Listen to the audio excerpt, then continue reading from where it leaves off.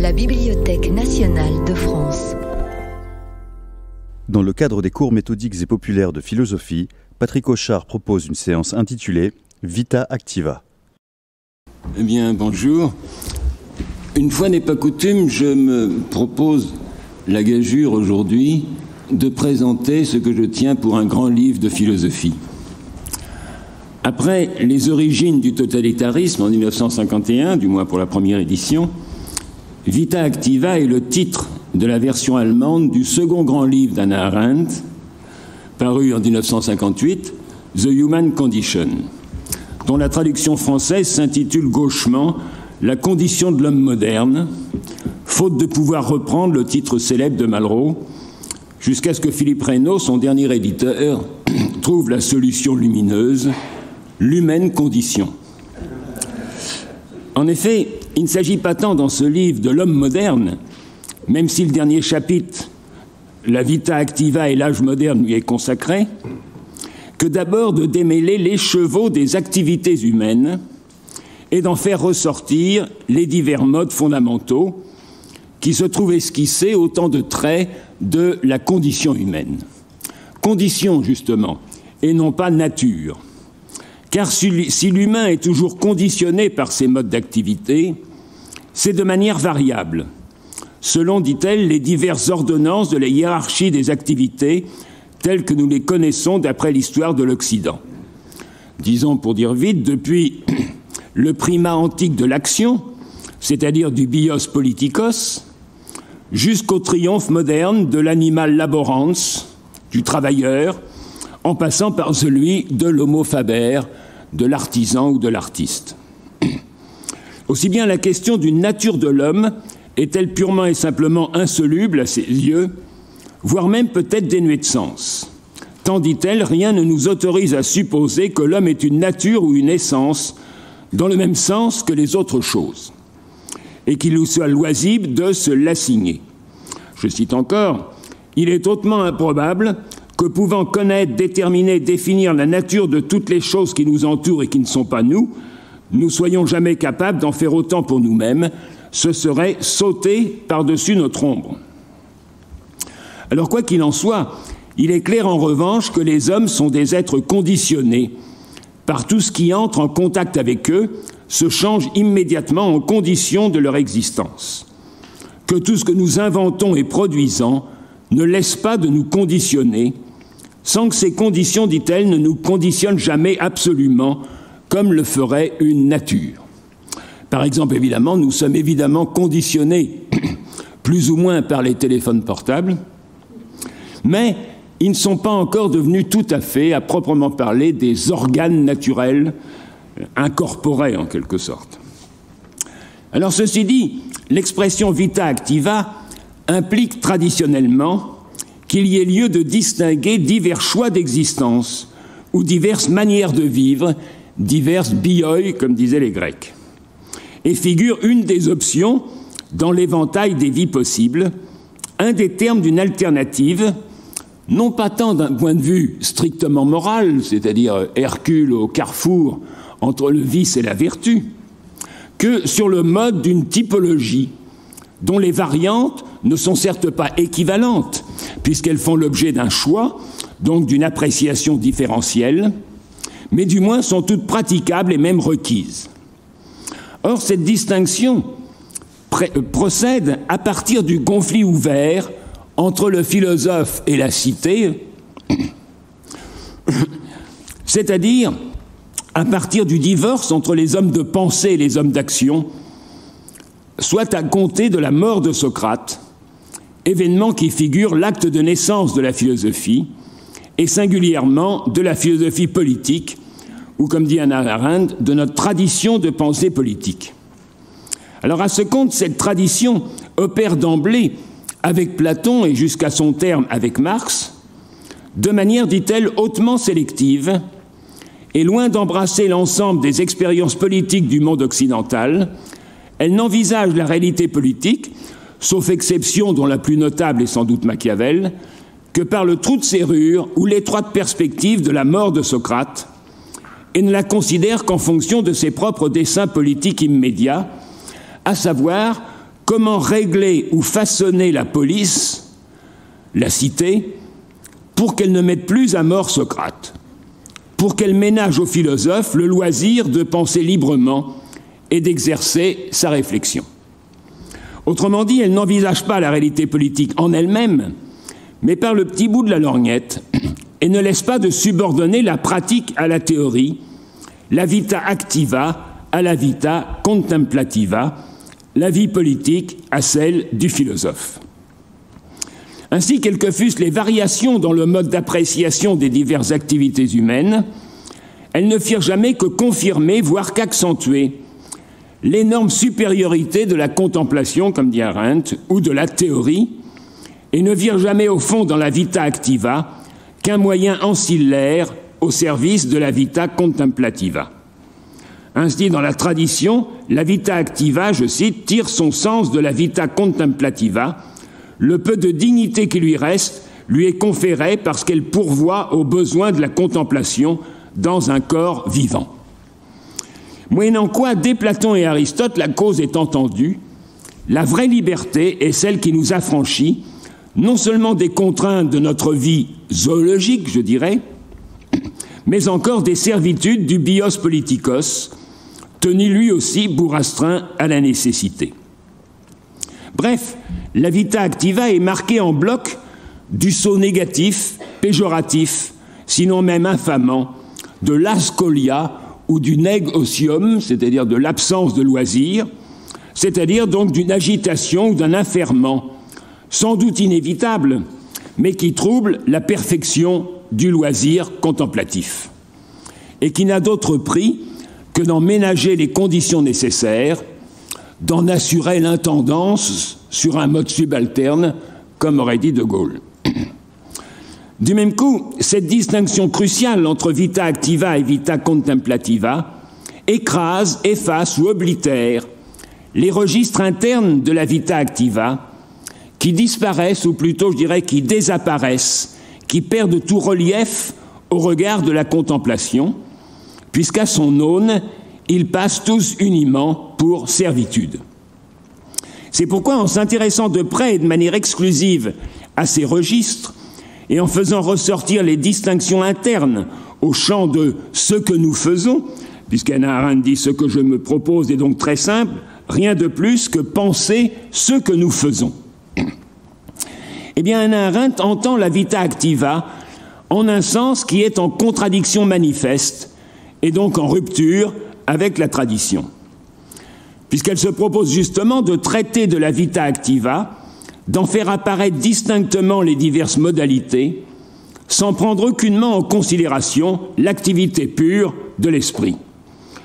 Elle nous dit, pour cette raison et pour d'autres, l'activité la plus haute et peut-être la plus pure dont les hommes soient capables, celle de la pensée, restera en dehors des présentes considérations. Pour envisager donc la vita activa dans sa portée fondamentale ou élémentaire, comme il dit, indépendamment de la finalité spirituelle ou théorique à laquelle la tradition philosophique l'avait vouée. Aussi bien ne saurait-elle procéder à cet éclaircissement différentiel de la vita activa qu'en laissant de côté ce qu'elle appellera plus tard la vie de l'esprit, dont le prestige n'a point cessé d'occulter ces différences en discréditant en bloc toute autre activité. Moyennant quoi, et tel est le sens du geste qui l'écarte de la philosophie, ou plutôt de la tradition philosophique ou de la métaphysique, elle suspend purement et simplement le rapport de la vita activa et de l'activité de l'esprit, sans aucunement prendre parti sur leurs valeurs respectives, ni sur le concept de vrai ou de vérité, révélation ou construction, qui oriente ce rapport. À ce compte, elle ne se borne pas à renverser la hiérarchie traditionnelle en conservant le cadre conceptuel de la question, comme Marx a pu le faire, mais en considérant la vita activa en elle-même, indépendamment de toute référence à la vie de l'esprit, elle n'inverse pas, mais elle désamorce cette hiérarchie. Si donc elle s'affranchit effectivement de la tradition et de son autorité, c'est qu'elle se trouve mettre en cause, ou du moins suspendre, ce qu'on peut appeler le principe même de principe, le principe même de hiérarchisation qui fonde la tradition et qu'elle autorise en retour, c'est-à-dire l'exigence traditionnellement incontestée et qu'Hannah Arendt ravale au rang d'une hypothèse, assumption, qui ne va pas de soi, d'ordonner l'ensemble de l'existence humaine à une seule préoccupation centrale et prévalente, à défaut de quoi elle ne saurait que sombrer dans le désordre. Du ce fait qu'elle considère la vita activa en elle-même et pour elle-même, la démarche d'Hannah Arendt, sans autre forme de procès, présuppose plutôt que le souci concerne, sous-jacent à chacun de ces modes d'existence, est tout bonnement incomparable et que l'existence humaine est vouée à une irréductible pluralité. Je cite, « Le renversement moderne suppose, comme la hiérarchie traditionnelle, donc le renversement moderne, ce serait Marx par exemple,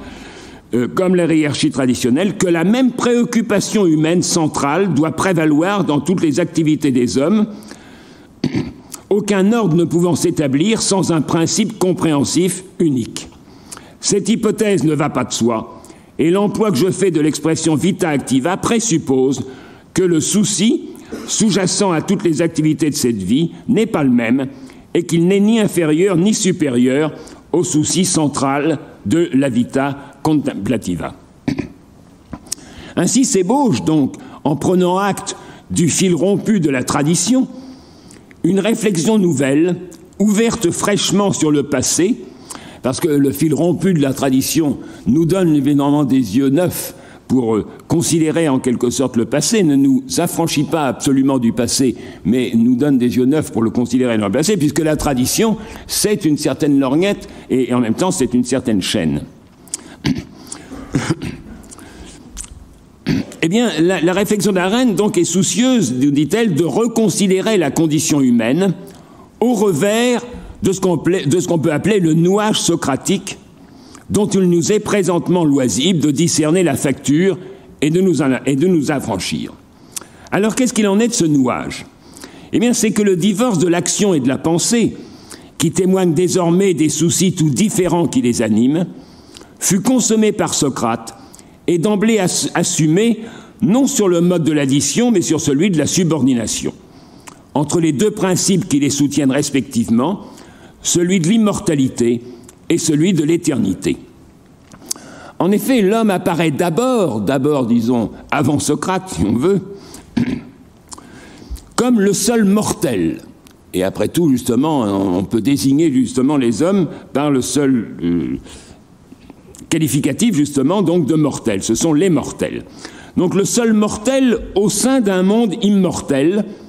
comprenant aussi bien les dieux, les astres, que les espèces vivantes. Et à ce titre, le souci de cet être éphémère, dont le segment de vie vient couper dans sa course vers la mort les cycles infinis des êtres naturels, n'est autre que de s'immortaliser, c'est-à-dire d'œuvrer à un monde humain qui puisse rivaliser avec le cosmos ambiant. Monde durable des œuvres de l'art ou de la techné, monde historique des prouesses immortelles, célébrées indéfiniment dans la suite des temps. Dès lors, parmi les hommes, la distinction qui s'impose sépare d'un côté les obscurs, les anonymes, ce que j'appellerais les désœuvrés, c'est-à-dire ceux qui n'ont pas à leur crédit un exploit mémorable, en quelque sorte, ou des exploits mémorables, ceux qui n'apparaissent que pour disparaître en vain fardeau de la terre, selon l'expression homérique qui est répétée très souvent tout au long de l'Iliade et de l'Odyssée, et au premier chef, évidemment, les esclaves, et d'un autre côté, les héros, dont les exploits et le renom éclatant se transmettent dans les siècles des siècles. Mais avec Socrate, qui ne fait pas œuvre, qui n'écrit pas, et qui n'a cure de s'illustrer sur le mode héroïque,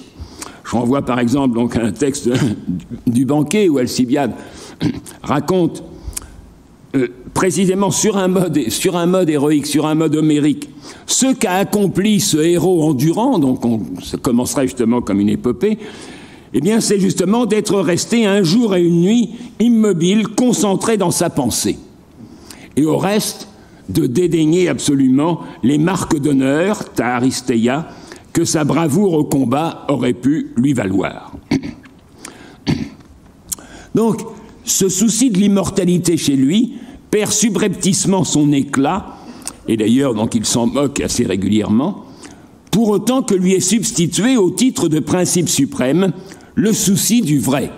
Et je rappelle justement cette formule célèbre du Phédon, « Ayez souci, frontizantes, ayez souci de Socrate, mais beaucoup plus encore de la vérité. »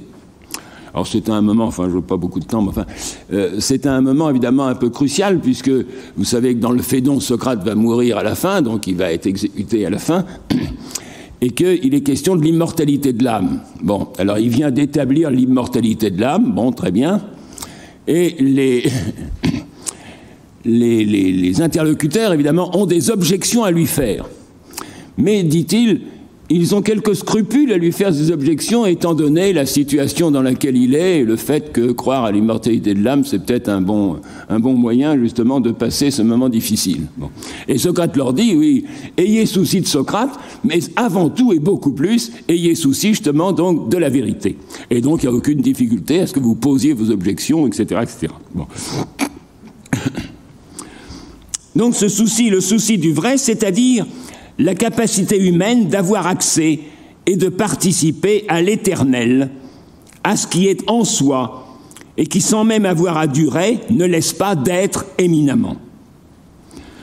Pour autant donc qu'à la quête de l'immortalité est substitué l'accès à l'éternel,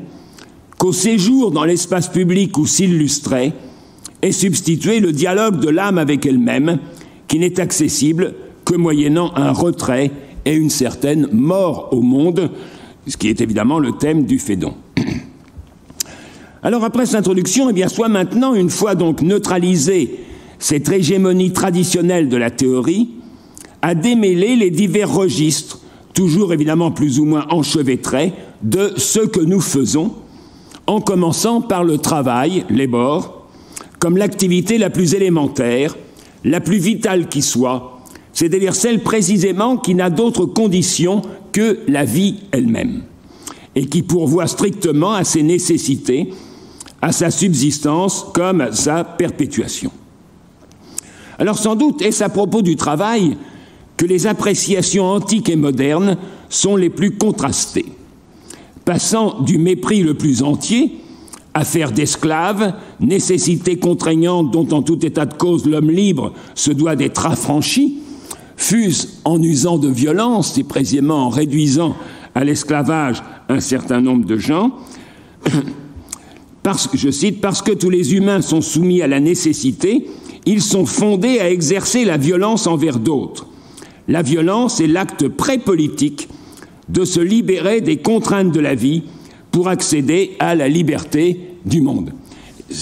Et c'est donc ce qui, d'une certaine façon, justifierait, avec tous les guillemets vous voulez, l'esclavage dans le monde antique. Eh bien, on passe donc, en passant de l'antique au moderne, si vous voulez, à ce mépris, je te veux, le plus entier, à l'exaltation la plus explicite, jusqu'à en faire le propre de l'homme, défini non plus comme animal rationalé, mais comme animal laborans. Je cite l'idée apparemment blasphématoire de Marx, l'homme créé par le travail et non par Dieu, le travail et non pas la raison distinguant l'homme des animaux, ne fut que la formulation radicale d'une opinion acceptée par l'époque moderne tout entière. Jusqu'à faire donc du travail la source de toute valeur, la puissance la plus grande et la plus humaine. Encore que, pour finir, la formule marxiste qui célèbre ainsi le travail comme l'expression de l'humanité même de l'homme ne laisse pas donc, pour finir, d'aspirer à affranchir l'homme du travail, non pas seulement à libérer le travail de tout ce qui l'entrave, mais à l'abolir. Et ceci tout au long de la carrière de Marx, on peut dire, depuis l'idéologie allemande, où on peut lire « Il ne s'agit pas là de libérer le travail, mais de le supprimer en quelque sorte, de l'anéantir, sie aufzuheben », jusqu'au 3e livre du Capital, où on peut lire « Le royaume de la liberté ne commence en fait que là où le travail cesse ». Comme si donc, malgré tout, au sein même de sa célébration, le travail demeurait marqué d'une sorte de part maudite. Alors qu'est-ce donc qui lui vaut et cet excès d'honneur et cette indignité? Eh bien, à première vue, le discrédit s'attache au travail dit improductif, soit à cette activité qui, quelque requise qu'elle soit par la vie et son entretien, ne laisse derrière elle rien, sinon la nécessité toujours renaissante de la recommencer. Car, comme le remarque malicieusement Hannah Arendt, il n'y a que les mythiques écuries d'Augias pour rester propre une fois l'effort accompli et la tâche achevée. Et on conçoit bien aussi que les activités justement de ménage ou de cuisine, etc., sont un petit peu comme la mer, c'est-à-dire toujours recommencer, toujours à recommencer. Donc c'est une activité routinière en quelque sorte, toujours à recommencer, et qui a toujours été tenue pour la plus servile qui soit, et comme le noyau dur de la servitude. Mais à vrai dire, le problème n'est pas là. Car ce qui ne manque pas d'impressionner les modernes et d'être célébré à l'enseigne du travail productif, ce ne sont pas les produits du travail, au reste tous consommables ou tenus pour objet de consommation, mais la productivité du travail lui-même, à savoir la capacité propre à la force de travail et à elle seule, avec sans doute la puissance de procréation, non seulement de se reproduire, mais encore de déployer un surplus, ce que Marx appelle Mehrarbeit, un surtravail en quelque sorte, de sorte que de tout temps, le travail de quelques-uns suffise à la vie de tous, à assurer la subsistance et la vie effectivement donc de tous. Autrement dit, et c'est là la source de toute valeur, l'animal laborans est un moteur qui produit plus qu'il ne consomme, plus qu'il ne lui en faut pour se reconstituer, et qui inaugure ainsi, s'il est livré à lui-même, un perpétuum mobile. De la sorte, eu égard à la surabondance naturelle de la force de travail, ou plutôt inhérente à la force de travail, tout travail est productif, nous dit Hannah Arendt, même le plus futile, même s'il ne produit rien de durable, et aussi bien la productivité de la force de travail ne produit, dit-elle, qu'incidemment des objets et se préoccupe avant tout des moyens de se reproduire. Tout travail donc, ou plutôt tout déploiement de la force de travail, laisse toujours derrière lui en sus quelque chose, à savoir un surplus de force de travail, et à ce compte, toute chose travaillée devient objet de consommation, ne prend sens, ou plutôt valeur, qu'en fonction du travail vivant investi en elle, pour autant qu'elle en procède et qu'elle nourrit son déploiement. Du même coup, toute réification de la force vive du travail, toute réification justement dans un objet quelque peu durable, toute réification de la force du travail en chose du monde, objective et durable, eh bien apparaît sous les traits de l'aliénation, comme un travail mort qui échappe aux prises du travail vivant et qui vient entraver ou ralentir le libre accroissement de la productivité, au lieu de s'engloutir sans tarder dans le cycle sans fin et l'éternel retour de la vie. Aussi, Hannah Arendt nous dit « Ce que les temps modernes ont défendu avec tant d'ardeur, ce n'est pas la propriété en soi, c'est l'accroissement effréné de la propriété ou de l'appropriation. Contre tous les organes qui eussent maintenu la permanence morte d'un monde commun, ils ont lutté au nom de la vie de la société. » Sous ce rapport, donc, toute chose est fonction du travail vivant, produit consommable pour reconstituer la force de travail et alimenter le déploiement de son surplus. Autrement dit, le trait pertinent de la modernité, ou je dirais du monde moderne, à ceci près justement que le monde y est menacé, tenu pour aliénant et contre nature, le monde au sens où l'entend Hannah Arendt, c'est-à-dire un monde d'objets durables, et qu'il se pourrait que s'y consomme justement l'absence de monde, worldlessness, ou la perte du monde. Eh bien, le trait pertinent de la modernité, c'est qu'elle ne laisse pas de célébrer l'illimitation du travail, non pas dans ses productions, abondante certes, mais éphémère, sitôt consommée, détruite ou assimilée que produite, mais dans sa productivité, dans la puissance d'accroissement qu'il manifeste en soi illimitée et appelée à se déployer sans entrave comme la force même de la vie. À ce compte, une société de travailleurs, identique et interchangeable, telle que la promeuvent la socialisation et la division du travail, en constituant un travailleur collectif, inépuisable et perpétuel, qui n'est plus soumis à la caducité inhérente à toute force de travail individuelle, pas plus que la mort des individus n'interrompt le processus global et proliférant de la vie, eh bien, pareille société, donc, ne formerait rien moins qu'un monde, mais s'engloutirait dans un flux uniquement voué à la voracité d'une croissance sans limite. Économie d'abondance, ou plutôt, nous dit Arendt, de gaspillage. Un des signaux d'alarme les plus visibles, indiquant que nous sommes peut-être en voie de réaliser l'idéal de l'animal laborans,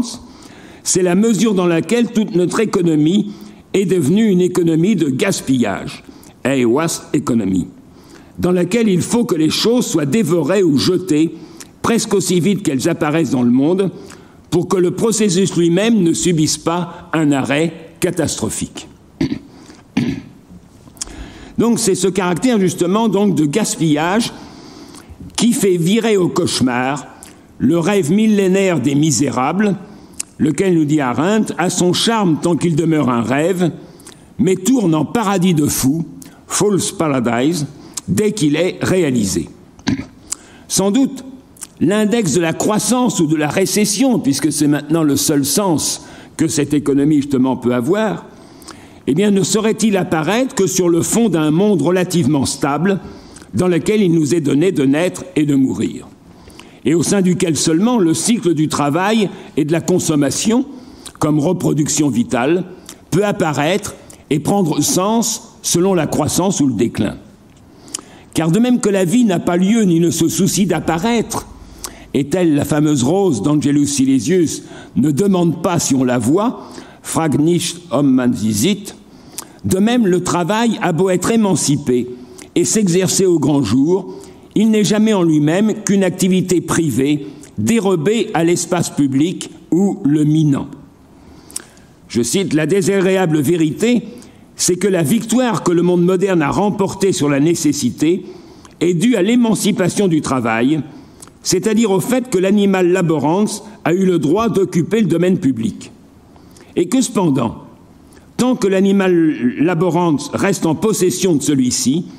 il ne peut y avoir de vrai domaine public, mais seulement des activités privées étalées au grand jour. Or, le monde et son espace d'apparition, on reviendra sur ce point évidemment tout de suite, sur le space of appearance, le déchaînement du travail ne cesse à chaque instant de le saper, de le menacer constamment de surcroissance, overgrowing, ou de corruption, de cette croissance contre nature du naturel qu'impulse la socialisation et la division du travail. Aussi, une société de travailleurs et de consommateurs est-elle exposée à ne plus seulement reconnaître la contrainte à laquelle elle est soumise et la futilité à laquelle elle se voue. Et voilà la dernière phrase par laquelle Hannah Arendt termine son chapitre sur le travail. Plus la vie devient facile dans une société de consommateurs ou de travailleurs, plus il devient difficile de rester conscient des forces de nécessité auxquelles elle obéit, alors même que la peine et l'effort, manifestation extérieure de la nécessité, deviennent à peine sensibles. Le danger est qu'une telle société, éblouie par l'abondance de sa fécondité croissante, prise dans le fonctionnement béat d'un processus sans fin, ne soit plus capable de reconnaître sa futilité. La futilité d'une vie qui ne se fixe ni ne se réalise en un sujet permanent qui dure après que son travail est passé. La dernière phrase, une citation d'Adam Smith. Donc, faute d'un monde que le travail livré à lui-même ne cesse de dévaster, une vie de pur labeur et consommation ne serait pas humaine, selon les termes d'Hannah Arendt. Or, le monde, qu'est-ce qu'Hannah Arendt appelle le monde? Eh bien, cette maison humaine édifiée sur terre, comme il dit, est l'œuvre de nos mains. et témoigne d'une faculté humaine fondamentale, autre que le travail de notre corps, celle d'œuvrer, de faire œuvre, work, de couper court au cycle infini sans début ni fin de la vie, pour procéder en droite ligne à la réalisation d'objets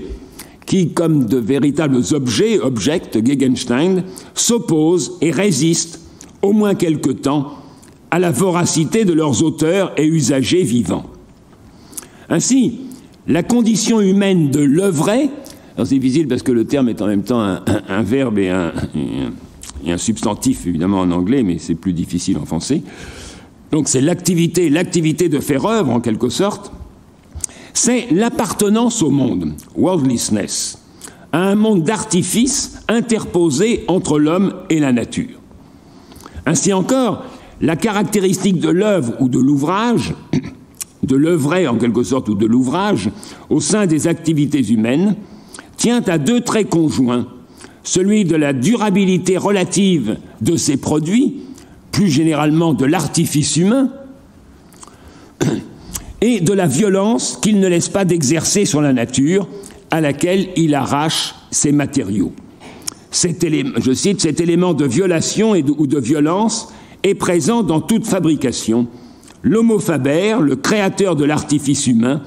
a toujours été destructeur de la nature. Et il faut couper un arbre, effectivement, donc, pour faire une table. Tant donc à l'encontre de l'animal laborans, l'homo faber se pose sur un mode prométhéen, en maître et possesseur de la nature, en seigneur et maître de la terre. À cette maîtrise, et d'abord à la plus élémentaire expérience de la force humaine, se trouve liée une certaine jouissance, confiance en soi, orgueil de se mesurer aux forces apparemment écrasantes des éléments que son ingéniosité parvient à dompter, et au bout du compte, fierté de s'être affranchi de la nécessité naturelle ou de l'avoir quelque peu maîtrisée. Il ne s'agit pas là d'une domination sur les autres, tout à fait secondaire en l'espèce, mais de la jouissance d'une maîtrise solitaire sur les choses et les matériaux, qui ne va pas sans un certain goût de la parade, showmanship. Je vais lire un texte de à la différence de l'animal laborans, dont la vie sociale est sans monde, worldless et grégaire, et qui par conséquent est incapable de construire ou d'habiter un domaine public mondain, enfin du monde, worldly, l'homo faber est parfaitement capable d'avoir un domaine public à lui, même s'il ne s'agit pas de domaine politique à proprement parler. Son domaine public, c'est le marché, où il peut exposer le produit de ses mains et recevoir l'estime qui lui est due. Le marché comme à la fois comme tournant en quelque sorte autour de l'exposition d'abord et de l'échange, comme un mix en quelque sorte de l'exposition ou de l'échange, où les objets justement donc de l'homo faber se trouvent exposés et évidemment en même temps donc échangés. Toutefois, cette maîtrise n'a de sens et donne lieu à cette jouissance, fierté de la compétence ou orgueil de l'excellence, qu'autant qu'elle n'est pas illimitée et qu'elle ne s'exerce que sous l'emprise d'une idée, pour dire les choses très vite en quelque sorte, d'un modèle ou d'un plan, et dans la finalité de l'œuvre à produire. Qu'autant que c'est l'idée de l'œuvre qui commande, dirige, organise la production, et qui aussi bien la précède et lui survit. Et lui survit, c'est-à-dire que donc la production d'un objet est répétable en quelque sorte, puisque l'idée survit justement donc à cette production. Si donc il est bien une maîtrise, elle procède sous la conduite d'un modèle, dans la création, rien moins qu'ex nihilo, d'un monde d'objets, opéré à partir d'un modèle objectif et objectivable. Et c'est la permanence de l'idée qui commande la production d'objets durables et duplicables. Cette maîtrise donc est bien celle d'un maître d'œuvre, mais d'un maître d'œuvre au service de l'œuvre, attendu que le maître ou le patron de l'opération n'est jamais que l'idée sous la conduite de laquelle elle s'effectue. Et elle s'effectue justement comme une opération et non pas un processus qui opère à partir d'une idée ou d'une image mentale et non pas d'un sentiment ou d'un besoin privé de visibilité et incapable de se réifier de se produire dans le monde. Moyennant quoi, ce qui caractérise l'ouvrage, ce qui caractérise cette activité justement d'œuvrer, de faire œuvre au sein de la vita activa, c'est que loin de se couler dans le cycle indéfini sans commencement ni terme de la vie naturelle, il a un début, initium, dans la mise en œuvre de l'idée qui en est le principe, et une fin dans sa réalisation accomplie. Je cite, « Avoir un début défini et une fin définie et prévisible, voilà ce qui caractérise la fabrication et qui, par ce seul signe, se distingue de toutes les autres activités humaines, puisque, comme on l'a déjà vu, le travail est sans début ni fin, et que, comme on le verra, ce qu'elle appelle l'action a bien un début, mais n'a pas de fin. » Donc il n'y a que le work, en quelque sorte, que cette activité de faire œuvre, qui a un début et une fin bien définis. À ce titre encore, le processus du faire, the process of making, est lui-même entièrement déterminé par les catégories de fin et de moyen. L'œuvre est la fin, au double sens du terme et du but, et la production, dans laquelle on peut mettre le maître d'œuvre, les matériaux, les coopérations, les outils, enfin, etc., etc. Eh bien, la production, dans son ensemble, est le moyen mobilisé au service et en vue de cette fin, cause finale, sous la conduite de l'idée, cause formelle, au regard de quoi les causes efficientes et matérielles ne sont que des moyens. En sorte que dans le droit fil de l'ouvrage, fin et moyen sont toujours strictement distingués, à la différence, nous dit Arendt, du processus du travail, dans lequel il faut indéfiniment manger pour travailler et travailler pour manger. De sorte qu'à vrai dire, la distinction même de la fin et des moyens, si nettement caractéristique des activités de l'homo faber, n'y a tout simplement aucun sens. Cependant, s'il est un process of making, puisqu'on vient de nous dire que l'œuvre est plutôt une opération et non pas un processus, mais s'il est un process of making, c'est que la menace de l'illimité dans laquelle l'œuvre et l'activité d'œuvrer sont exposées à perdre leur sens, pour se trouver comme engloutis dans un processus vital sans fin, tient à ce que l'œuvre est le plus souvent un objet d'usage, que ce que l'on produit, ce sont des objets d'usage, des téléphones portables, par exemple. Je ne sais pas pourquoi je peux avoir une fixation, mais... Donc un objet d'usage, et que du même coup, de fin qu'elle était dans l'activité de fabrication, eh bien l'œuvre devient un moyen approprié à une autre fin. À ce compte, l'homo faber, qui éprouve son activité dans les catégories de la fin et des moyens, promeut l'utilitarisme, et il a beau être son producteur, il est incapable en tant que tel de comprendre le sens du monde et de le soutenir. Dès lors que le rapport au monde est commandé par l'utilité, à quoi ça sert ? Une chaîne s'ouvre indéfiniment de fins sans cesse ravalées au rang de moyens. Mais il est un cran d'arrêt à cette dévaluation sans limite, à cette dégradation universelle de tout objet à titre d'instrument ou de moyen. C'est évidemment le cas exemplaire de la production de l'œuvre d'art, pour autant qu'il ait donné justement lieu à un objet qui n'est pas un objet d'usage, mais un objet véritablement final et non réplicable, qui ne sert à rien et qui défie tout rapport d'usage ou d'échange. Je cite, parmi les choses qui donnent à l'artifice humain la stabilité sans lesquelles les hommes n'y trouveraient pas de séjour sûr, reliable home, il y en a qui n'ont strictement aucune utilité et qui, en outre, parce qu'elles sont uniques, ne sont pas échangeables. Et ces choses, ce sont évidemment donc les œuvres d'art. Donc avec l'œuvre d'art, le témoignage éclatant est porté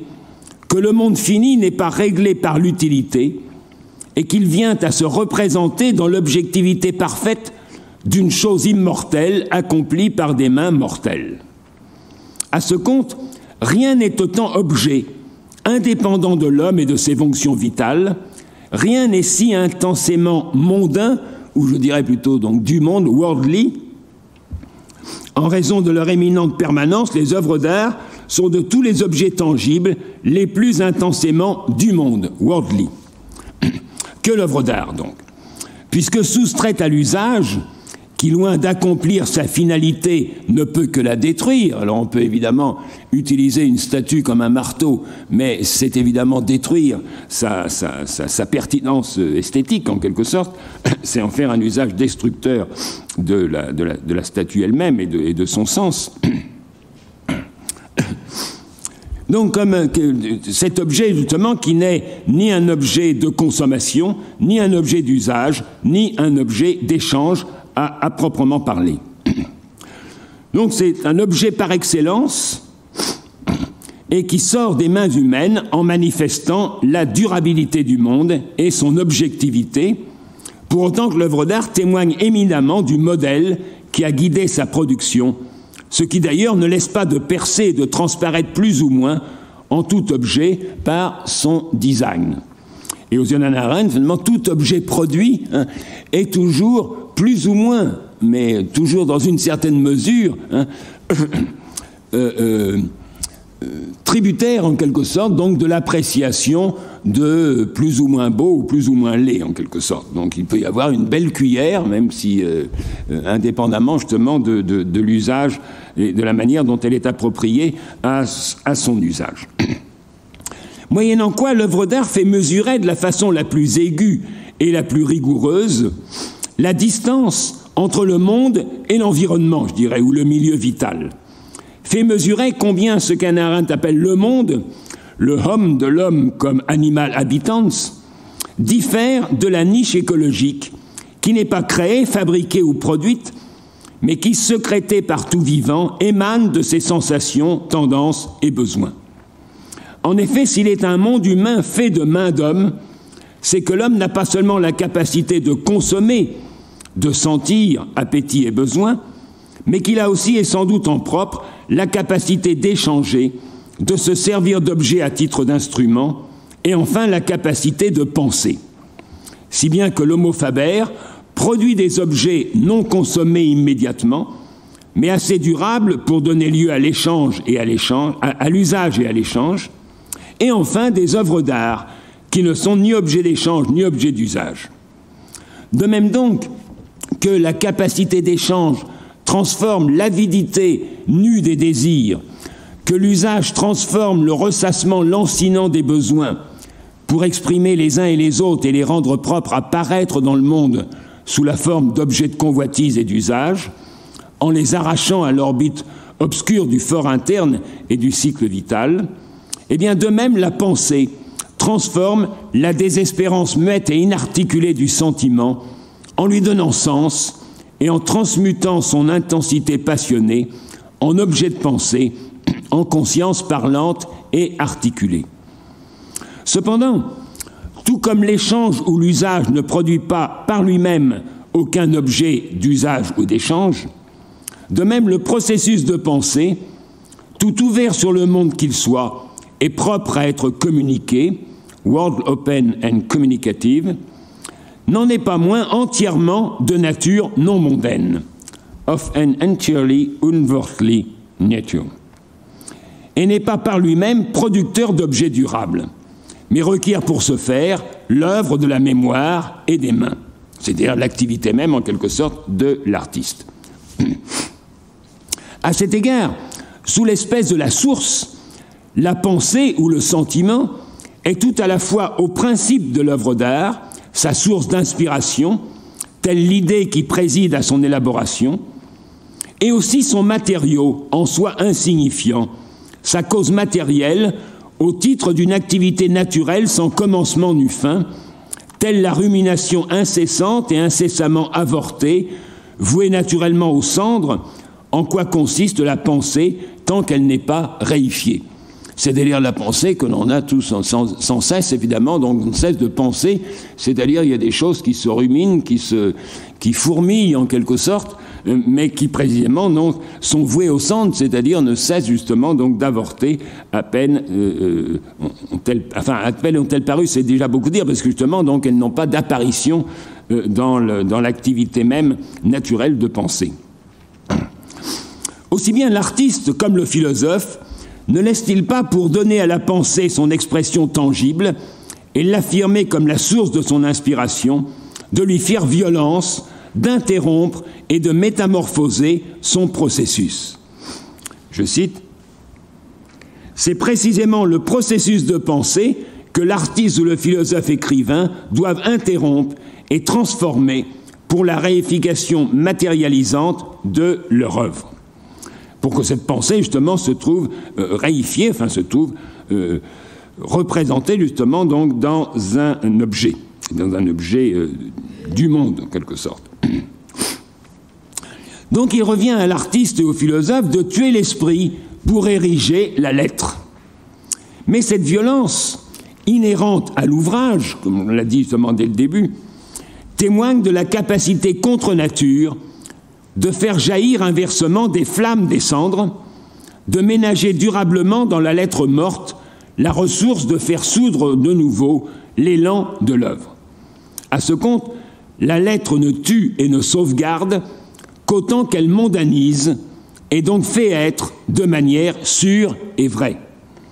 Je cite ce passage qui me semble tout à fait essentiel d'ailleurs pour Hannah Arendt. « C'est seulement lorsque les choses sont vues par un grand nombre d'hommes sous une variété d'aspects sans changer d'identité, les spectateurs qui les entourent sachant qu'ils voient l'identité dans la parfaite diversité, qu'apparaît la réalité du monde sûre et vraie. Truly and reliably. » Ce qui implique justement qu'elle a une conception de la vérité qui implique la pluralité humaine, en quelque sorte. Le critère de la vérité, ce n'est pas l'évidence, ce n'est pas la cohérence, etc. Mais c'est aussi essentiellement justement cet accord entre les hommes dans la diversité même de leur point de vue sur une même chose. Et c'est ça qui donne justement cette réalité sûre et vraie. Donc il s'agit de donner cette réalité sûre et vraie donc, à ce qui n'est pas du monde, c'est-à-dire à cette rumination de la pensée dont je viens de parler. Encore faudra-t-il distinguer la pensée qui se présente sous la double facture de l'art et de la philosophie, tant de l'œuvre de connaissance dont tout ouvrage est pénétré, c'est-à-dire de ce que j'ai appelé l'idée ou l'image mentale tout à l'heure, à l'œuvre évidemment dans toute production, que des processus de calcul logique si analogue aux yeux d'Hannah Arendt au déploiement indéfini de la force de travail. Au reste, quoi qu'il en soit de son intérêt propre, cette analyse de l'œuvre d'art comme œuvre par excellence dans sa glorieuse inutilité, comme l'œuvre qui révèle au mieux la permanence même du monde et de l'artifice humain, cette analyse est bien propre à trahir l'inconséquence de l'utilitarisme en tant que philosophie spontanée de l'homo faber, généralisant à l'ensemble de l'existence humaine la distinction de la fin et des moyens qui s'imposent à l'activité d'œuvrer. Penser le monde fait de main d'homme comme l'habitation stable des humains, c'est donc à la fois se départir du pur fonctionnalisme des choses produites pour la consommation et de la pure utilité des objets produits pour l'usage. L'œuvre d'art, non consomptible et inutile, en témoigne avec éclat, d'autant que son aura imprègne plus ou moins tout objet produit, comme je l'ai signalé tout à l'heure. Et à ce compte, enfin, le vrai apparaît comme l'activité pivot de la vita activa, puisqu'il érige le monde humain tout en ménageant et aux travailleurs les instruments qui soulagent sa peine, et à l'homme d'action les lieux de mémoire qui célèbrent ses exploits, en eux-mêmes voués à la caducité, à l'évanescence et à la futilité de la vie. Il fallait donc un Homère, si vous voulez, pour que les exploits d'Achille soient conservés, puisque les exploits d'Achille, ils sont en eux-mêmes, en quelque sorte, évanescents, et ils n'ont lieu qu'à l'instant même de leur production. Ainsi donc, pour récapituler à peu près le point où j'en suis, le travailleur s'avère être le porteur d'une force de surtravail étonnamment productive, mais au demeurant quelconque, indifférente, purement quantitative et interchangeable, qui opère sur le mode d'un collectif unitaire. Et Hannah Arendt remarque, cette réduction à l'unité est foncièrement antipolitique et dans l'orbite contraignante de la nécessité vitale. L'homme de l'œuvre n'est un maître et ne produit le monde qu'en étant au service de l'œuvre, sous la conduite de l'idée qui la préfigure,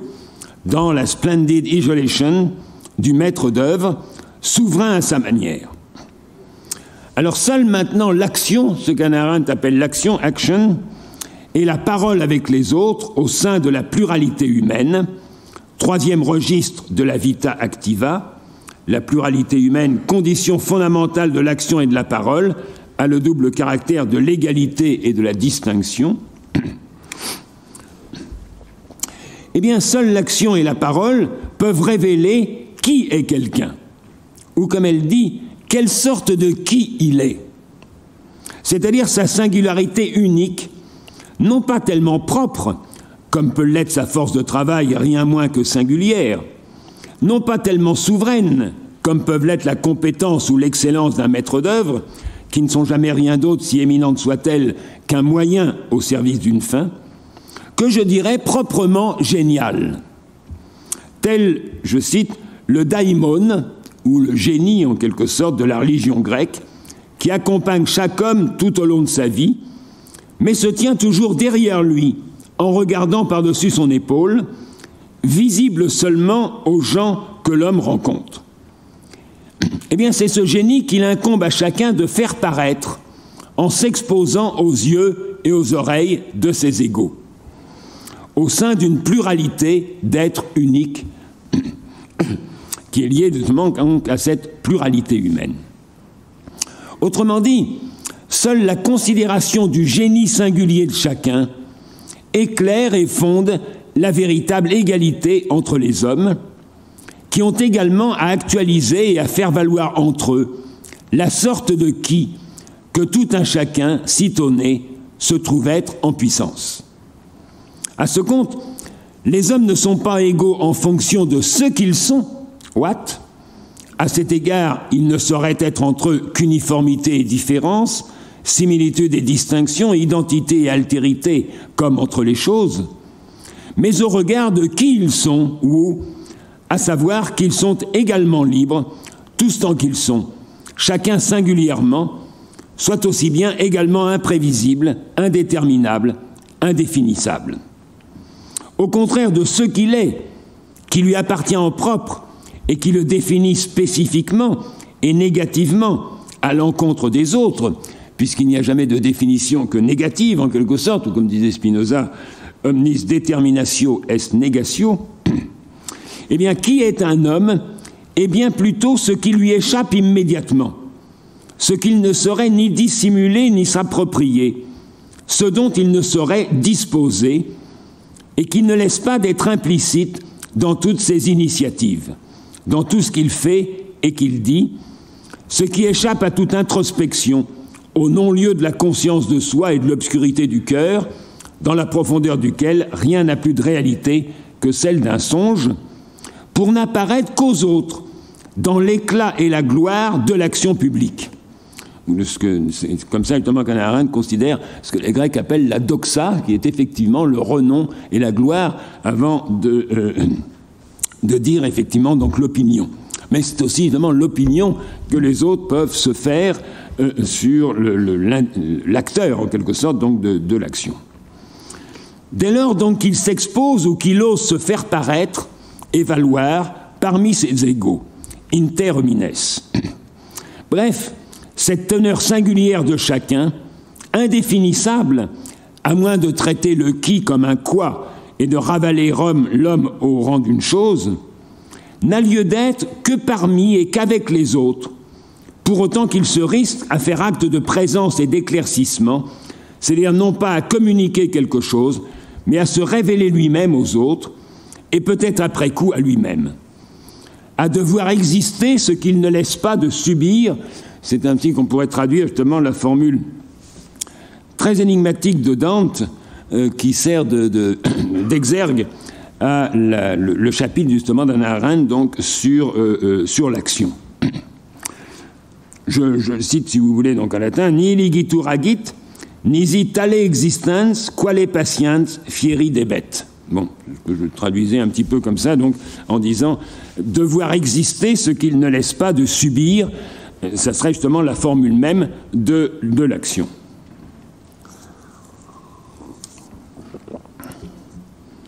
Alors, cette singularité, cette individualité proprement humaine, qu'on ne saurait réduire sans la méconnaître à la définition d'un type ou d'un caractère, et qui ressortit à une action révélatrice, à un événement faisant en acte œuvre de vérité, ou ce qu'Hannah Arendt appelle disclosure. Cette singularité, donc, qui appartient à chacun en puissance, de manière inaliénable, encore que non privative, ni même sur le mode de la propriété ou de l'appropriation, n'a pas lieu d'apparaître dans la solitude de l'œuvre ou de l'œuvret, où peut s'avérer une compétence, ni encore moins dans le collectif de travail, où ne s'affirme jamais que la nature d'être vivant et nécessiteux. Mais seulement dans la conjonction de l'action et de la parole, par laquelle, à l'instar d'une seconde naissance, l'homme confirme et assume, prend à son compte sa naissance, la condition de la natalité qui est sienne, irréversiblement, irrécusablement, et qui en fait sans doute un être pour la mort, mais d'abord et plus effectivement un être mis au monde, et à qui il incombe de s'insérer lui-même et de faire son apparition dans le monde. Ce monde humain auquel nous sommes voués par droit de naissance et qui nous survivra. Alors, le joint, en quelque sorte, entre la naissance, justement, et la vocation, évidemment, de la mort, ça m'évoque, effectivement, donc une formule de Rousseau tout à fait bizarre. C'est une jeune accouchée, enfin, une jeune mère, hein, qui gâte son enfant, grosso modo. Donc, c'est au début de l'Émile, hein. Et donc, il dit, non, je fais tout, justement, pour qu'il survive, pour le préserver, justement, de tout ce qui pourrait lui arriver, et en particulier, justement, d'une issue fatale, bien entendu. Bon. Et donc, le gouverneur lui dirait, il faudra bien pourtant qu'il meure. Bon, c'est évidemment une formule un peu rude, si vous voulez, dans les circonstances dans lesquelles elle est assénée, hein, pour dire justement qu'il y a là justement un être pour la mort, comme disait Heidegger. Mais ce qu'Hannah Arendt met en scène, au contraire, en quelque sorte, c'est le trait même, en quelque sorte, de la naissance, le trait même d'une naissance humaine. J'en avais déjà un petit peu parlé, mais j'y reviens, lorsqu'on avait parlé donc de l'éducation. Alors, sous l'espèce donc de la condition humaine de natalité, comme elle dit, Hannah Arendt récuse le motif heideggerien ou aussi bien pascalien, selon lequel nous serions jetés, geworfen, sur Terre. Alors comment elle le récuse? Ce n'est pas pour contester que nous sommes bien embarqués de manière irréversible dans une histoire qui nous dépasse, qui nous échappe, dont en tout cas il s'en faut que nous soyons l'auteur, pour la bonne raison qu'elle n'est pas faite, fabriquée, et qu'à ce titre, elle n'a pas d'auteur ni de modèle. Je ne parle pas seulement de la grande histoire, je parle justement de l'histoire de chacun, cette histoire de chacun justement dont il n'est pas l'auteur à proprement parler. Il est l'acteur, il est le patient, mais il n'est pas l'auteur. Je cite. « Bien que chacun commence sa vie en s'insérant dans le monde humain par l'action et la parole, personne n'est l'auteur ou le producteur de l'histoire de sa vie. En d'autres termes, les histoires, résultat de l'action et de la parole, révèlent un agent, mais cet agent n'est pas auteur, n'est pas producteur. Quelqu'un a commencé l'histoire et en est le sujet, au double sens du mot, l'acteur et le patient, mais personne n'en est l'auteur. » Donc, de la vie de chacun, d'une vie humaine en quelque sorte, personne à proprement parler, justement, n'est l'auteur. Donc, bien sûr, chacun se trouve embarqué dans cette vie dont il est l'acteur, dont il est le patient, mais dont il n'est pas à proprement parler l'auteur. Mais c'est pour souligner, donc ce n'est pas pour contester évidemment ce caractère, mais c'est pour souligner que notre apparition physique originelle n'est jamais le fait brut et insignifiant d'une expulsion, à l'instar d'un excrément, ou d'une éclosion ou explosion à la manière des champignons. Je parle des champignons parce que c'est Hobbes qui nous dit justement que les hommes ne naissent pas justement donc comme des champignons. sauf exception évidemment justement dénoncée comme monstrueuse. Mais que la naissance est toujours mise au monde, non pas mettre bas en quelque sorte, mais mise au monde. Un enfant justement donc est mis au monde, c'est-à-dire accueilli et inscrit dans le monde humain. Bref, que le fait biologique de la répétition, du remplacement, de la multiplication ou de la prolifération, variation sur l'éternel retour du même, est empreint d'un acte de naissance évangélique, annonçant qu'un enfant nous est né, et saluant l'avènement du nouveau venu, tel un commencement absolu, telle l'apparition dans le monde de quelqu'un comme il n'y en avait jamais eu auparavant, célébrant donc cet événement qui fait date et ouvre une histoire comme la marque d'un initium, d'un point de départ non absorbé dans le cycle du même, d'un commencement radical sans précédent qui appelle l'innovation, d'un commencement, d'un initium en quelque sorte qui met au monde précisément, qui met au monde un être qui sera pourvu d'initiative, ou du moins qui pourra justement donc faire preuve d'initiative. Ce pourquoi tout simplement il convient de fêter les anniversaires. À ce compte, ainsi marqué dès notre naissance par l'acte et la parole des autres, nous sommes tous, tant que nous sommes, également libres-nés. On n'est pas véritablement né libre en quelque sorte, hein. On est dans nos maillots justement, dans le maillot du nouveau-né, il n'y a pas énormément de marge effectivement de liberté, hein. On n'est pas né libre, mais on est effectivement libre-né, c'est-à-dire on est bien né pour être libre en quelque sorte, comme quelqu'un est un pianiste né ou un artiste né en quelque sorte. C'est-à-dire nous sommes mis au monde comme nouveaux venus, appelés à prendre l'initiative, appelés à être novateurs,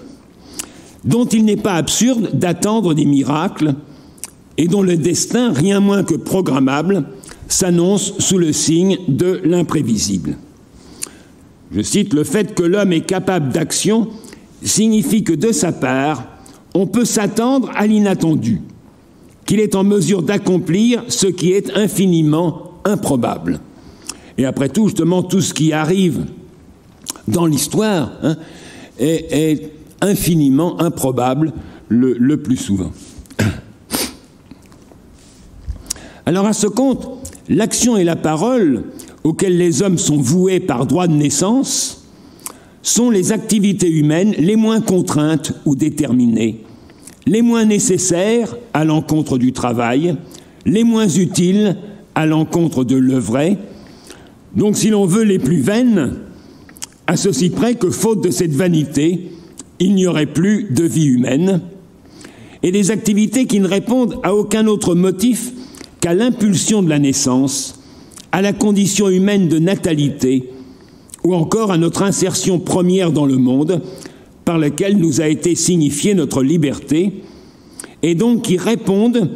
ce qui est déjà le trait même de la liberté, ce n'est pas une réaction en quelque sorte, mais c'est une réponse à la question « Qui es-tu » ?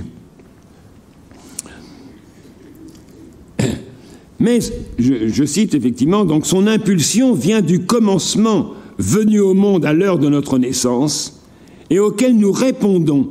en commençant du neuf de notre propre initiative. Ce n'est que dans le lieu de l'action et de la parole, comme espace propre à l'apparition d'un sujet humain, qu'il est loisible que se fasse jour ce qui autrement n'a pas lieu d'être effectivement. Ce n'est qu'à la lumière de la gloire ou de l'opinion, du renom, que se découvre, que s'actualise ou que s'effective ce qui ne laisse pas d'être en puissance, enfoui au creux lointain de la naissance et dans la profondeur du cœur, à savoir la sorte de qui qu'est chacun. Alors qu'est-ce qu'il en est maintenant de cet espace, de ce lieu, le lieu où l'action peut précisément donc prendre place et avoir lieu. Qu'est-ce qu'il en est de ce lieu, de cet espace au sein duquel seulement a lieu d'être, de manière effective et non pas seulement rêvée, la singularité irréductible, non interchangeable ou permutable de chacun? Qu'en est-il de cet espace propre à accueillir et à faire valoir la manifestation troublante parce qu'à chaque fois inédite, du sujet en personne, prenant l'initiative. Pour autant que cette manifestation, si pleinement visible et même éclatante qu'elle soit, ne saurait se concrétiser en aucun objet tangible, ne laisse derrière elle aucun résultat ni produit palpable, mais s'épuise purement et simplement en actes comme manifestation, phénomène, révélation, apparition, voire apparence, sans rien délivrer ni promouvoir qu'on puisse étreindre, ni même définir, dont on puisse se saisir, est-ce à dire que cette ipséité ainsi manifestée est comme sitôt disparue sitôt justement l'action passée en quelque sorte, sans corps tangible et consistant, n'aurait jamais que la réalité fantomatique d'un spectre, que la teneur purement évanescente du nombre, ou que la vaine étoffe d'un songe. Et bien du même coup, l'espace d'asparition de ces fantômes ne serait-il autre que l'espace même du fantasme ou du rêve? Or, évidemment, pour Hannah Arendt, c'est tout le contraire. Pour n'être pas tangible comme celle des objets, c'est-à-dire que ça veut dire tout simplement que l'action diffère fondamentalement, justement, donc de l'œuvre, de la production, effectivement, donc d'objets. Donc, pour n'être pas tangible comme celle des objets, cette instance révélatrice ne s'en impose pas moins de façon incontestable, sans méprise possible, unmistakably, sous l'espèce intraitable du réel le mieux avéré. Et cet espace n'en est pas moins, mais autrement réel que celui des objets. Donc tout au contraire, loin que la singularité de l'agent soit reléguée dans l'obscurité impénétrable du cœur, et qu'elle s'éprouve, à l'instar de la douleur, de manière intense mais irréelle, dans l'abri crépusculaire du fort interne,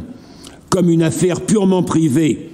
et donc privée en premier lieu du sentiment du réel. C'est évidemment l'analyse que Hannah Arendt fait de la douleur comme effectivement donc un événement privé, hein, et donc privé du réel, puisque comme on a vu tout à l'heure, la réalité sûre et vraie effectivement d'une chose, hein, eh bien elle implique justement l'espace public, elle implique au moins, si vous voulez, donc la publicité, c'est-à-dire que cette même chose soit vue, hein, par une pluralité humaine en même temps et avec la diversité que cela implique. Eh bien,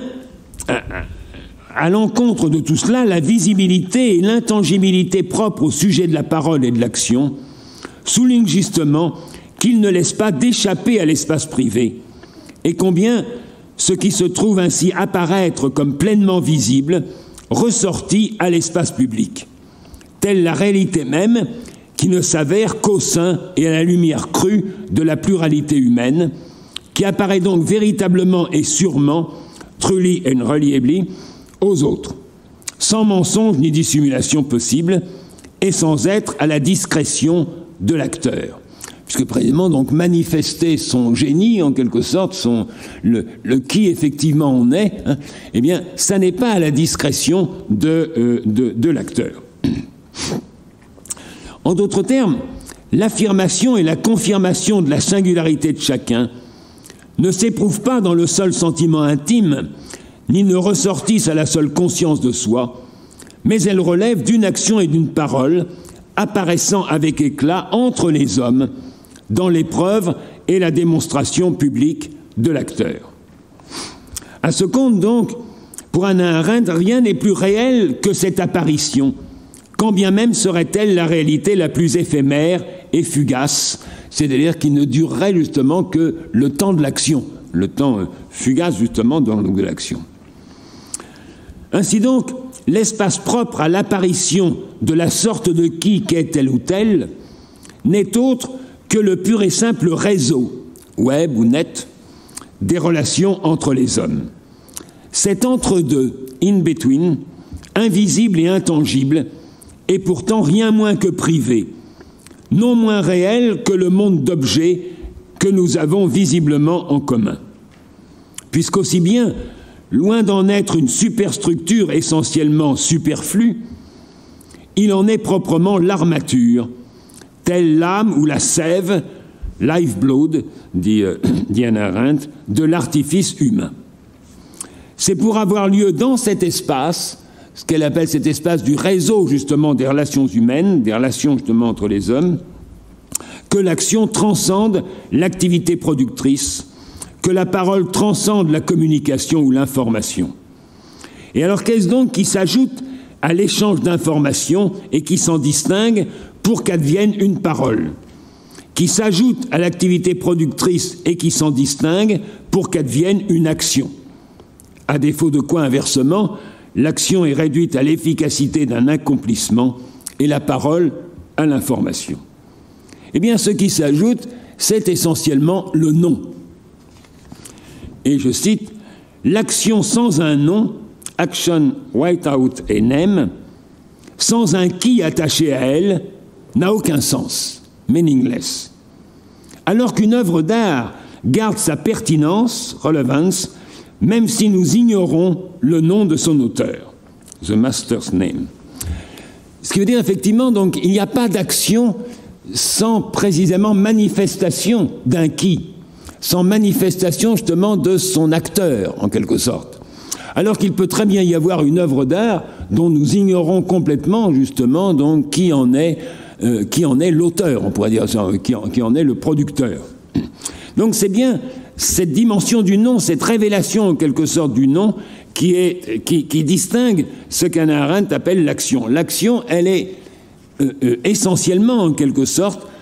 rattachée justement donc à un nom, à un qui qu'elle manifeste.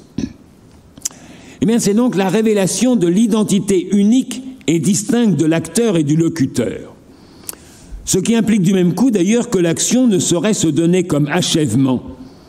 ni la parole comme définition. Or, cette révélation,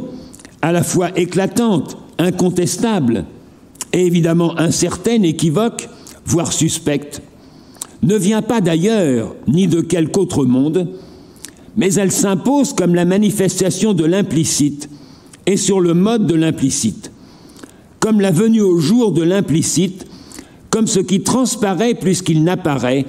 à travers les propos tenus et l'acte accompli, sitôt que les hommes se rapportent directement les uns aux autres, together, sans l'influence intermédiaire, stabilisante et durcissante des objets, sitôt que des hommes, par conséquent, se situent du même coup au sein d'une pluralité humaine. C'est évidemment donc ce qu'Hannah Arendt appelle le politique, et on reviendra sur ce point. Alors sans doute, l'action et la parole ont-elles le plus souvent trait au monde des objets dont on parle et à propos desquels on agit. Je cite, « La plus grande part de l'action et de la parole concerne cet entre-deux, in between, qui varie avec chaque groupe de gens, si bien que la plupart des paroles et des actes sont au sujet de quelques réalités objectives du monde,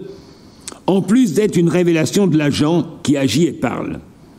Donc il y a un premier in-between qui est le monde, tout simplement, le monde des objets que nous avons en commun et qui, à la fois, nous sépare et nous relie. Alors, puisque cette révélation du sujet fait intégralement partie de tous les rapports intercourse, même les plus objectifs, l'entre-deux physique mondain, the physical worldly in-between, donc il y a un premier entre-deux en quelque sorte, avec ses intérêts, est recouvert et comme surchargé d'un entre-deux tout différent, qui consiste en actes et en paroles, et qui doit son origine exclusivement au fait que des hommes agissent et parlent en s'adressant directement les uns aux autres. Cet entre-deux second et subjectif n'est pas tangible. Le processus de l'action et de la parole ne saurait laisser derrière lui de tels résultats et produits finis. Et ce n'est pas à déplorer, c'est simplement marquer justement la différence entre l'action et la capacité effectivement donc d'œuvrer. Donc sans doute l'action ont-elles le plus souvent trait au monde des objets dont on parle et à propos desquels on agit, mais à travers la teneur des propos tenus et des actes, ne laisse pas de transparaître la manière singulière d'agir et de parler du sujet agissant et parlant. Autrement dit, cette révélation n'est pas tant opaque, fuyante, fantomatique ou évanescente, et à cet égard, si frustration il y a, elle est inévitable, mais ressortie à la méconnaissance, qu'ayant trait non à l'énoncé et à son contenu, mais à l'énonciation, au style selon lequel un sujet singulier prend à son compte cet énoncé et se charge d'agir. C'est par et dans cette manière d'agir et de parler qu'à son insu et quoi qu'il fasse et dise, il ne peut pas ne pas se révéler aux autres.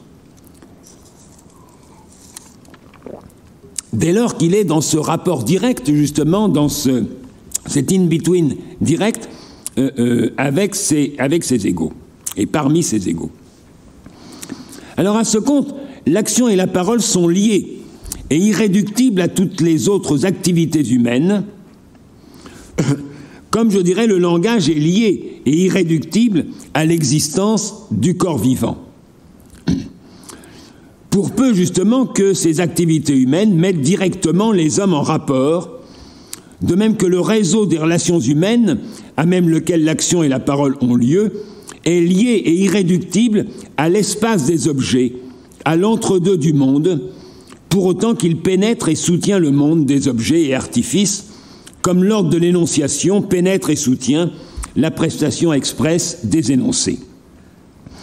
Moyennant quoi le sujet se décèle, disclosure, dans ce que signifie, révèle ou trahit avec éclat le discours sans le dire, à travers ce qu'il dit entre les lignes, dans ce que signifie, révèle ou trahit avec éclat l'action sans le produire, comme non définissable et non achevable, pour autant que l'action et la parole sont des activités qui ne se conforment pas, qui n'ont pas à se conformer à une idée ou à un modèle présupposé, pour autant qu'agir et parler n'est pas œuvrer, et que leur visée n'est pas la finalité de l'œuvre, non parce qu'elles auraient une autre fin ou autre chose comme fin, mais plutôt parce que l'action n'a pas de fin et procède en dehors de la catégorie de la fin et des moyens. Alors, passant de l'œuvre à l'action, on passe de la production à la révélation, et c'est méconnaître ce décalage décisif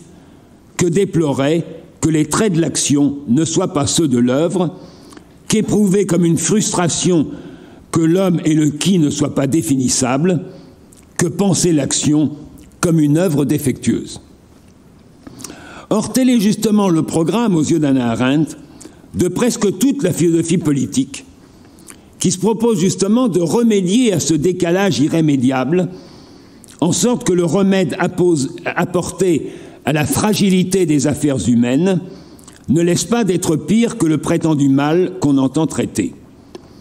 Dès lors qu'en rabattant la signification politique de l'activité humaine sur la production d'objets tangibles, enfin d'objets tangibles mettons entre des guillemets, mais dans ce domaine je citerai par exemple la législation, le fait de la législation qui apparaît justement comme un sujet de premier plan en quelque sorte de la pensée politique, alors même justement qu'aux yeux des anciens Grecs, pour Hannah Arendt, ça n'était pas un sujet politique, c'était un présupposé en quelque sorte, c'était quelque chose qui était pré-politique. Mais enfin donc la pensée politique traditionnelle s'intéresse à la législation, aux constitutions en quelque sorte, la politeia, à la fondation des villes, à la production de décrets sanctionnant une décision prise selon certaines procédures ou protocoles juridiquement déterminés. Là, j'exagère un peu, mais c'est pour remarquer justement combien c'est bien le fait même, ou la matrice en quelque sorte de l'œuvret qui est appliquée en quelque sorte à la matière politique. Et donc c'est la confusion donc entre ces deux registres fondamentalement distincts justement pour elle. Eh bien, en rabattant donc la signification politique de l'activité humaine sur la production effectivement d'objets tangibles, eh bien la pensée politique se trouve purement et simplement détruire la véritable substance irrémédiablement intangible et non objectivable des rapports humains, et ruiner la portée révélatrice de cette activité, bref, abolir le sens même de l'action et de la parole. Autrement dit, à l'encontre de ce qu'Hannah Arendt appelle la solution des Grecs, disons, présocratique des Grecs dans l'invention même, justement, de la cité. Je cite: l'organisation de la police, physiquement assurée par le rempart et physionomiquement garantie par les lois, est une sorte de mémoire organisée. Ce qui veut dire donc que la solution de la police, qui invente la police comme un espace permanent d'action de cette activité, donc c'est bien un espace permanent dans lequel seulement justement l'action est possible, avec son caractère intermittent évidemment. Donc un espace permanent d'action, c'est-à-dire de cette activité rien moins que routinière, et comme un espace de mémoire inhérente aux conditions mêmes de l'action, sans être tributaire de la venue aléatoire d'un poète. Comme j'ai dit tout à l'heure, donc il a fallu un poète, effectivement, pour que la guerre de Troie nous soit encore connue et soit encore, évidemment, célébrée d'une certaine façon. Bon. Mais vraiment, la solution des Grecs, c'est d'organiser, en quelque sorte, la police comme une sorte, justement, donc, de mémoire organisée. Je citerai, par exemple, donc, ce que dit Thucydide dans l'oraison funèbre du deuxième livre de la guerre du Péloponnèse. Il s'agit seulement d'établir partout des signes mémoriels impérissables de mots comme de biens. Je reviendrai justement sur cette formule. Eh bien, la solution philosophique de la question politique se présente comme une solution finale, substituant le faire à l'agir, la considération du gouvernement, toujours monarchique, au déploiement hasardeux et indéterminé de la pluralité humaine, et précipitant ainsi l'abolition du domaine public lui-même, dès lors que l'action et la parole passent pour indésirables et qu'on se presse d'échapper, to escape, entièrement aux politiques, c'est-à-dire d'échapper aux calamités de l'action, c'est-à-dire à la condition humaine de pluralité. Les calamités de l'action viennent toutes de la condition humaine de pluralité, qui est la condition sine qua non de cet espace d'apparence qu'est le domaine public. Enfin, espace d'apparition, je dirais plutôt, space of appearance, qu'est le domaine public. Et donc, c'est pour n'avoir lieu qu'à même ce réseau de relations, avec, comme dit Hannah Arendt, ces innombrables conflits de volonté et d'intention,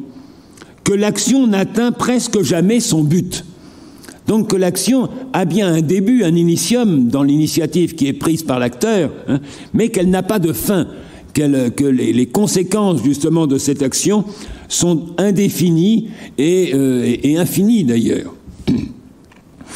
au point justement donc de s'avérer imprévisible et irréversible dans ses conséquences. N'étaient évidemment les tempéraments qu'Hannah Arendt apporte, et que sont la promesse et le pardon, la promesse limitant l'imprévisibilité et le pardon limitant l'irréversibilité.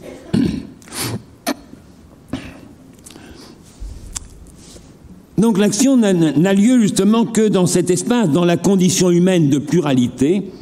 et il dirait qu'à ce réseau impalpable, interminant, et comme à éclipse, puisque le réseau des relations entre les hommes n'existe effectivement de manière effective qu'au moment même où ils sont en rapport, que dans le moment justement où ils sont en rapport directement les uns avec les autres. Donc qui n'a jamais lieu que par et dans l'exercice actuel, en acte, de la capacité d'agir et de parler parmi les autres, dont est capable tout un chacun, actualisant et rendant effective cette pluralité et la sorte de qui qu'est l'acteur. Autrement dit encore, la conviction qui anime l'action ou l'activité politique,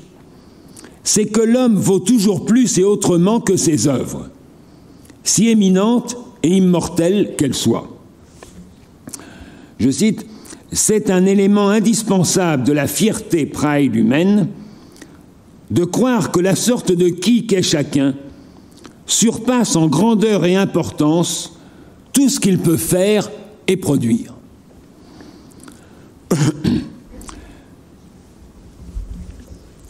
Ça veut dire effectivement donc Qui est l'homme, en quelque sorte? Qui est l'homme? Eh bien, dépasse toujours ses œuvres, si éminentes ou immortelles qu'elles soient. Ou ça veut dire encore que, je cite, « L'homme ne peut rien accomplir de plus grand que sa propre apparence ou que sa propre apparition et actualisation. » Appearance and actualization. En se livrant à une activité qui ne s'estime pas en termes d'utilité ou d'entretien vital, non plus qu'au regard de sa motivation ou de son résultat, mais uniquement selon sa grandeur unique et comme au-delà du bien et du mal. C'est pourquoi justement donc Périclès, dans le Raison funèbre que j'ai cité tout à l'heure, eh bien recommandait aussi bien justement les maux et les biens qu'Athènes, les signes mémoriels immortels qu'Athènes a semés tout au long de la Grèce, effectivement, donc en bien comme en mal. Sans doute, cette conviction communément controversée est-elle elle-même fragile, voire éphémère, toujours en passe de se perdre, et pourtant elle est indéracinable, car à défaut de cet engagement, rien n'assurerait la réalité et de l'agent et du monde. Comme le trahissent d'ailleurs ce qu'Hannah Arendt appelle les frustrations de l'homo faber,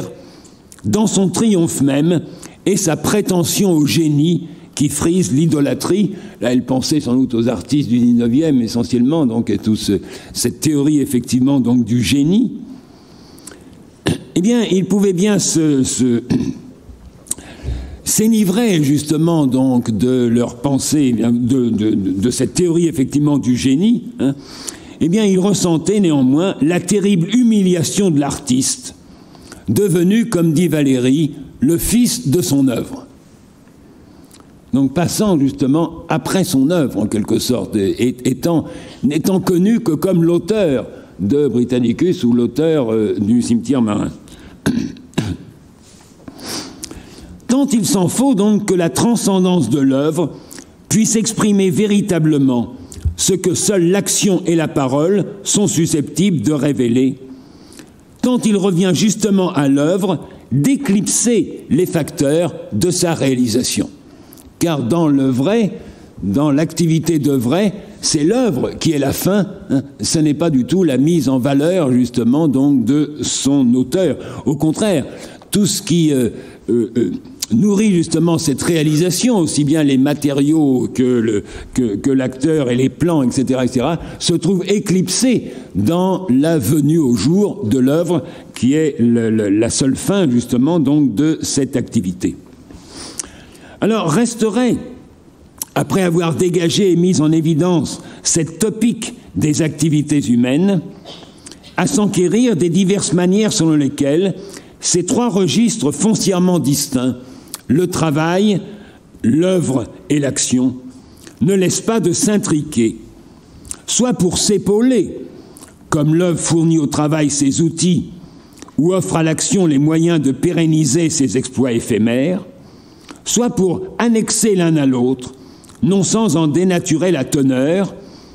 comme l'œuvre entend se substituer à l'action, ou le travail supplanter et l'œuvre et l'action dans cette société de travailleurs qu'Hannah Arendt voit poindre, enfin voit naître sous ses yeux et voit poindre encore plus évidemment à l'avenir. Eh bien, je ne dis pas que je ne m'y attellerai pas une autre fois, et je vous remercie.